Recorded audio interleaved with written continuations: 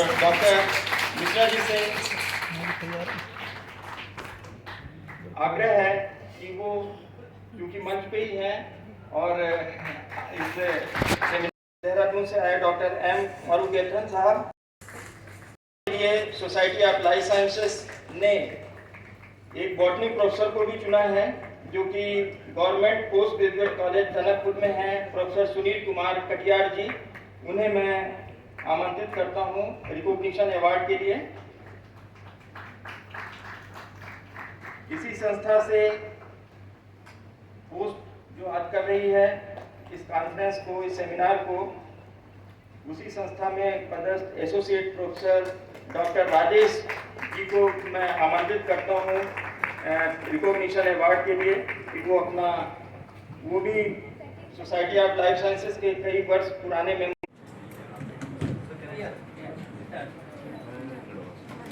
Very warm good afternoon to respected dignitaries. Myself Utkarsh Katiyar, and today I am here to present my presentation on topic recent issues faced in fisheries and aquaculture in current scenarios.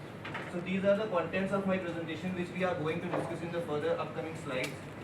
First of all, we'll discuss about the introduction, then we'll come over the history, significance, nutrients, factors affecting and strategies for management of aquaculture. So first of all, that what is aquaculture? Aquaculture is basically a practice in which fisheries practice is done at major scale by humans. Here you can see in the diagram different ages are present in which fishes are cultured, and these further the fishes are collected and packed for the import and export processes. Now if we talk about the history, around 500 BC, Romans were the first who first of all cultured the fish. Although in ancient time Homo erectus was the first who were first known as the first fishermen. Here you can see an ancient wall painting in which Egyptian person was doing a fishing practice. Moving towards the third slide, these are the significance of fisheries that what aquaculture gives to us. In all of the sector, it provides most of the employment to the humans. Here you can see in the graph, you can see a increase in the graph from 2012 to 2017 on the employment ratio. Moving to the next slide, that why these fishes are exploited so much. They composed of various nutrients such as iron, vitamin A, and most important long chain omega-3 fatty acid, which maintains the neuromuscular, neurocardial activities of the body. So now moving to the most important point of the slide, that what are the factors that are affecting these aquaculture practices. So I have divided this into two types. First is natural and second is artificial. The disposal of waste and all of the sewages in the water bodies results into artificial type of effect.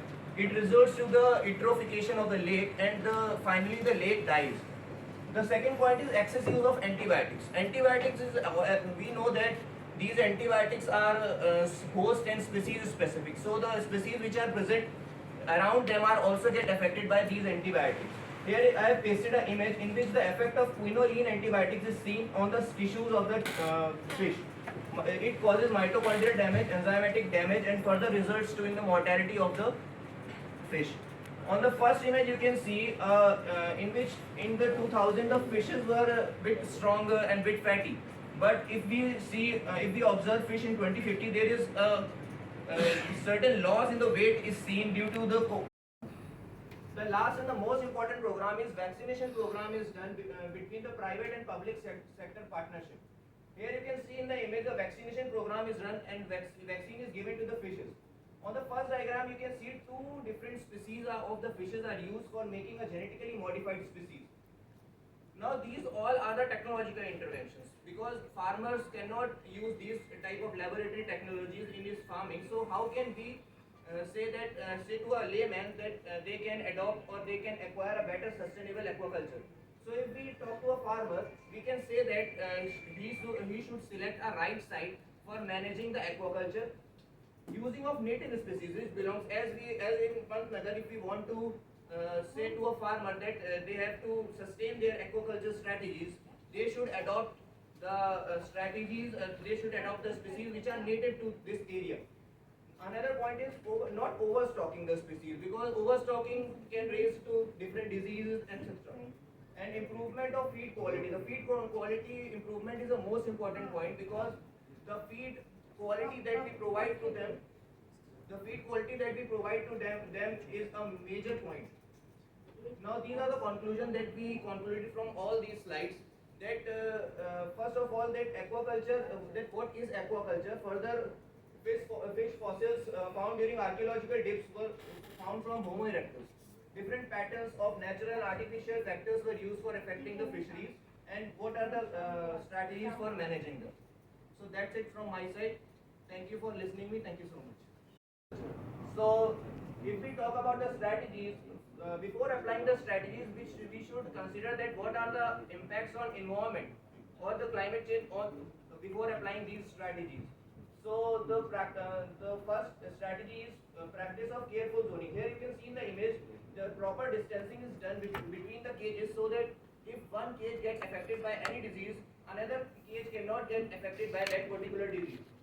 Here you can see in the diagram, the biomonitoring is done by the species for the species of the fishes, so that we can study the invasion of exotic species. Now some of the technological interventions such as genetically modified fishes are used, which are disease and pest resistant.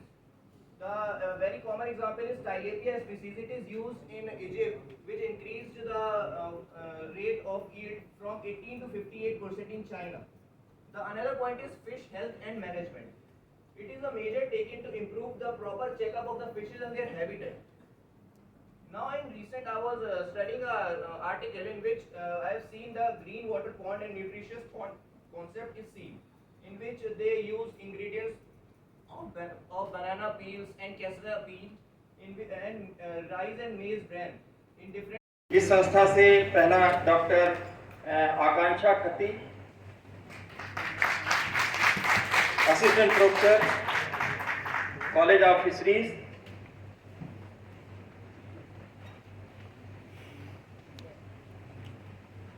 दो दिन में जो different session होने हैं, उसमें भी society की तरफ से यंग साइंटिस्ट अवार्ड हैं ओरल और पोस्टर के लिए। जो यहाँ पार्टिसिपेंट बैठे हैं वो उसकी तैयारी कर सकते हैं।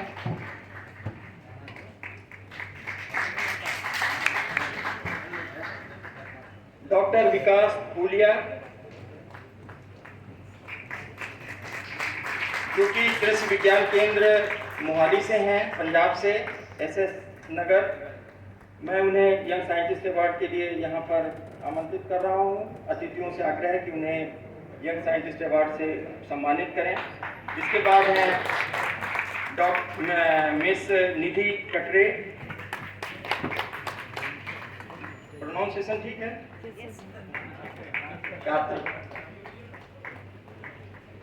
जो कि ICR centre institute of fisheries education Mumbai में रिसर्च स्कॉलर हैं। इसमें से 2 PhD होल्डर हैं, आकांक्षा जी और विकास जी, और 2 अभी रिसर्च कर रहे हैं, जिसमें निधि जी, और अंतिम नाम है मिस्टर उत्कर्ष, जो कि जीवाजी यूनिवर्सिटी ग्वालियर में रिसर्च स्कॉलर हैं। उनके भी उल्लेखनीय कार्य के लिए आज अतिथियों के द्वारा उन्हें यंग साइंटिस्ट अवार्ड से सम्मानित किया जा रहा है। तो बहुत बहुत धन्यवाद।